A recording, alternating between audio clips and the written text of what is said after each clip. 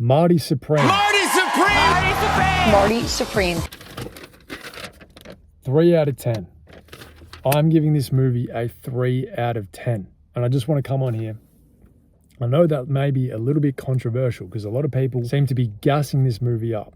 And it wasn't a bad movie. You know, the issue that I have is not entirely with the movie itself, although I do have some issues with the movie itself, which I'll get into. But I just wanted to make this video to give my thoughts on the movie. Quick review, just watched it today, fresh in the head, let's go. Set up. Reason number one why this movie was a 3 out of 10. The marketing job was just not, it was a bit of a farce, if I'm being totally honest. Why? Well, about a month ago, this video showed up on my feed. Probably showed up on your feed as well if you're watching this video right now. And it was a genius marketing video that A24 put out. It was a meeting about marketing Marty Supreme, which ended up being the marketing for Marty Supreme. Pretty genius if you ask me. It got like 1 million views. Anyway, that was my first introduction to Marty Supreme. From there, I was like, you know, that's pretty good. You've got me there. Then I see Timothée Chalamet going on a interview world tour. Jimmy Kimmel, he's on there. He's saying, this is the one, this is the movie. You've got to see this movie. This is like a movie about sacrifice in pursuit of a dream, and it's something I can relate to deeply, and we live in a bleak time, especially for young people, so this film is an attempt at an antidote to that, and to continue to believe in yourself, to continue to dream big, and to follow your dreams and not take no for an answer. That's the spirit of Marty Supreme, Christmas Day, Marty Supreme, dream big, Marty Supreme, Christmas Day. Yeah. All right. And call me gullible, but I'm like, all right, it sounds cool. I look it up on Google, 8.5 Rotten Tomatoes. I'm like, shit, you know, this must be a banger. Then I'm like, what is the movie actually about? Google tells me it's about a wily hustler with a dream no one respects who goes to hell and back in pursuit of greatness. Word for word, that was what the film description was. I'm like, that sounds pretty cool, you know, I can get behind that. In fact, that even got me a little bit fired up. I was like, I'm actually excited to go to the cinema and watch this movie. I hadn't been to the cinemas in over 2 years since Oppenheimer. So you can imagine, to my surprise, as I'm sitting there watching this film and I'm an hour in and I'm like, this is not inspiring at all.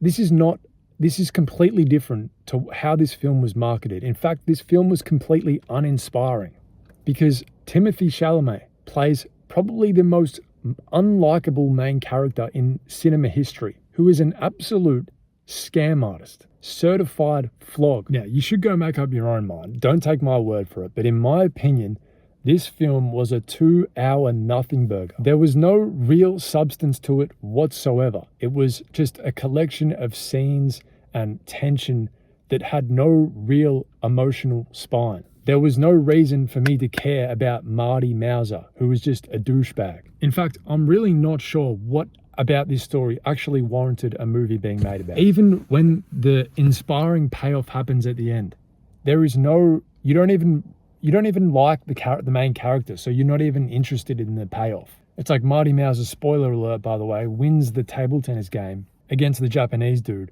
but I want Marty Mauser to lose because he's just a dipshit. It was tension for the sake of tension. It was incredibly frustrating to watch. And honestly, a lot of the scenes were like just strange, very dark, weird scenes that quite frankly made me feel a little bit uncomfortable, if I'm being totally honest. If you've seen the movie, I think you know what I'm talking about.